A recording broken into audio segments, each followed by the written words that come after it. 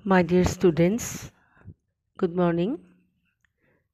আজি মই তোমালোকৰ কাৰণে শংকৰদেৱ শিশু নিকেতনৰ পঞ্চম মানৰ 11 নম্বৰ ইংৰাজী পাঠটোৰ প্ৰশ্ন নম্বৰ 5 and 6 লৈ আহিছোঁ। ইয়াকনো কিদৰে কৰা যায় চোৱাচোন। মই তোমালোকক বুজাই দিবলৈ চেষ্টা কৰিছোঁ। আশা কৰোঁ আটাই মন দি শুনিবা আৰু বুজিবলৈ চেষ্টা কৰিবা। ইয়াত কুৱেশ্যন নম্বৰ 5ত দিয়া হৈছে মেক চেণ্টেন্সেছ। ইয়াৰে বাক্য বনাব লাগে। কেইটামান শব্দ পাঠটোৰ পৰা দি দিয়া হৈছে।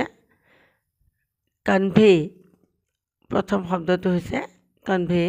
ইয়াৰ অৰ্থ হৈছে জনোৱা বা প্ৰকাশ কৰা। আমি বাক্যটো খুব সহজভাৱে ছাবজেক্ট প্লাছ ভাৰ্বৰ পাষ্ট টেন্স ফৰ্মুলাত লিখিম।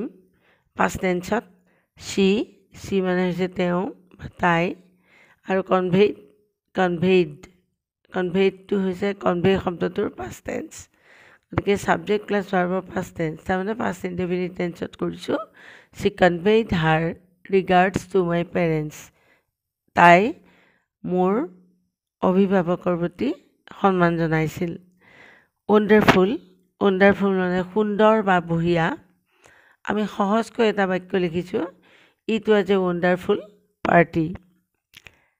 তৃতীয় শব্দটো চোৱা, experience. Will learn many things from our experience. আমি বহু কথা আমাৰ অভিজ্ঞতাৰ পৰা শিকোঁ। যিহেতু শিকা কামটো বৰ্তমানত হৈ থকা বুজাইছে, গতিকে আমি ইয়াত ছাবজেক্ট প্লাছ ভাৰ্বৰ প্ৰেজেণ্ট টেন্স লৈছোঁ, অৰ্থাৎ প্ৰেজেণ্ট ইনডেফিনিট টেন্স ব্যৱহাৰ কৰিছোঁ। তাৰ পিছৰ বাক্যটো চোৱা, মিছ মানে চাবলৈ বা ধৰিবলৈ অসমৰ্থ হোৱা। মই আগতেও কৈছোঁ, আজি পুনৰবাৰ কৈছোঁ, ইংৰাজী একোটা শব্দৰ বহুত অৰ্থ থাকে।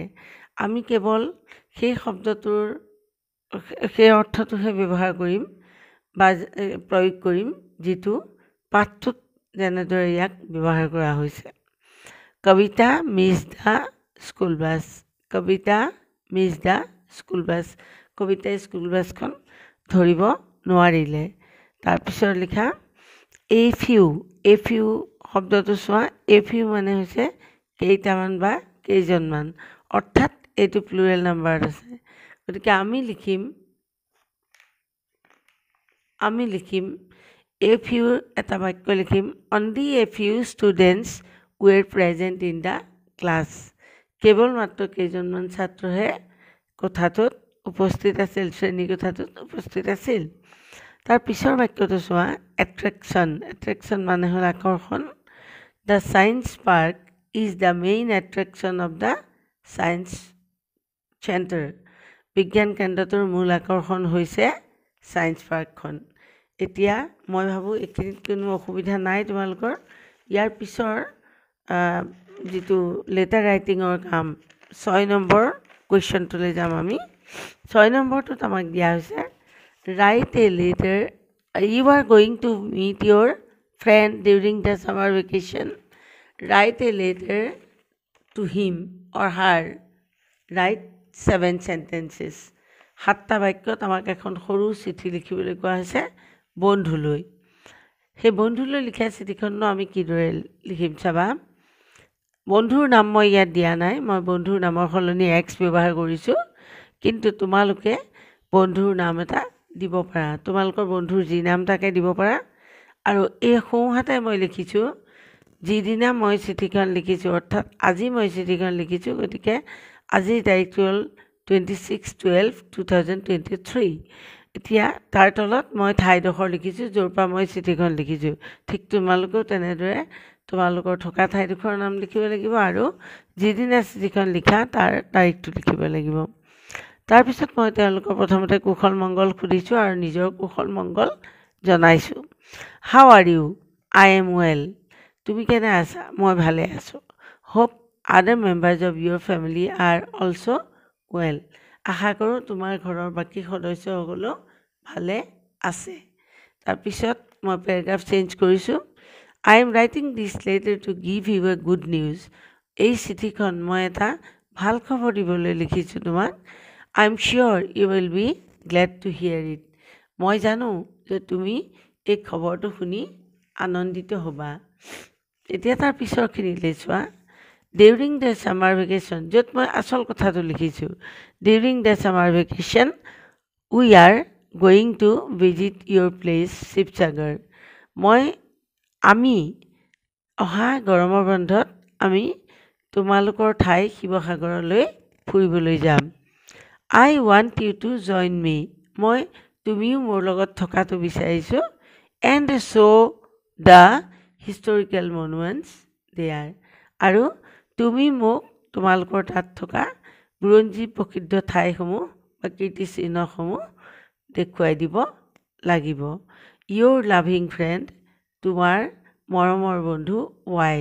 মই পুনৰবাৰ ৱাই আখৰটো ব্যৱহাৰ কৰিছোঁ, নাম দিয়া নাই। তাৰপিছত মই যিহেতু গুৱাহাটীৰ পৰা লিখিছোঁ, মই মোৰ ঠাইডোখৰৰ নাম লিখিছোঁ 6 মাইল গুৱাহাটী 22।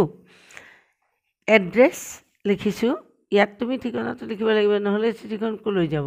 গতিকে ডাকত দিবলৈ হ'লে চিঠি এখনৰ সম্পূৰ্ণ ঠিকনা থকাটো প্ৰয়োজন। সেইবাবে মই লিখিছোঁ 23X। এক্স মই বন্ধুজনৰ নাম দিছোঁ নহয়, গতিকে ইয়াতো এক্স লিখিছোঁ। কেয়াৰ অফ শ্ৰী, তাৰমানে বন্ধুজনৰ দেউতাকৰ নাম লিখিব লাগিব।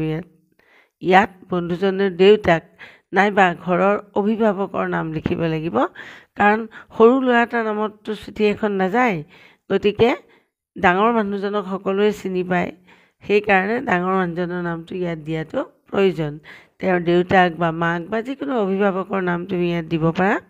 তাৰপিছত তেওঁ থকা ঠাইডোখৰ মই ইয়াত দিছোঁ, জেগাডোখৰ যিহেতু শিৱসাগৰ লিখিছোঁ, গতিকে মই ৰংঘৰ চাৰিআলি দিছোঁ। আৰু তাৰপিছত মেইন ঠাইডোখৰৰ নাম শিৱসাগৰ, আছাম। তাৰপিছত মই ইয়াত পিনটো দিব লাগিব, পোষ্টেল ইণ্ডেক্স নাম্বাৰ। সকলো ঠাইৰে একোটা পোষ্টেল ইণ্ডেক্স নাম্বাৰ থাকে। সেই পোষ্টেল ইণ্ডেক্স নাম্বাৰটো তুমি তোমাৰ বন্ধুক সুধি উলিয়াই তেওঁৰ পৰা জানি লৈ তাৰপিছত এই চিঠিখন লিখিব লাগিব, সম্পূৰ্ণ কৰিব লাগিব। ইয়াৰ পিছত তুমি ইয়াক পুনৰ এনভেলপত ভৰাই তুমি কি কৰিব লাগিব, এই যিটো ঠিকনা, এই ঠিকনাটোৰ ওপৰত লিখিব লাগিব, আৰু লিখি তুমি চিঠিখন ডাকত দিব লাগিব। তেতিয়া সঠিক ঠাইত সঠিক সময়ত সেই চিঠিখন গৈ তোমাৰ বন্ধুৰ হাতত পৰিবগৈ। মই ভাবোঁ তোমালোকৰ এইখিনিত একো অসুবিধা নাই। ইমানতে এই পাঠটো আমি সমাপ্ত কৰিছোঁ। ইয়াৰ পিছৰ ভিডিঅ'ত আমি ইয়াৰ পিছৰ পাঠটো লৈ যাম। আজিলৈ তেনেহ'লে এৰিছোঁ। তোমালোকৰ পাঠটো কেনে লাগিল মোক নিশ্চয় জনাবলৈ নাপাহৰা, আৰু ভাল লাগিলে তোমালোকৰ লাইক শ্বেয়াৰ কৰিবা বুলি আশা কৰিলোঁ। ৰাখিছোঁ দিয়া।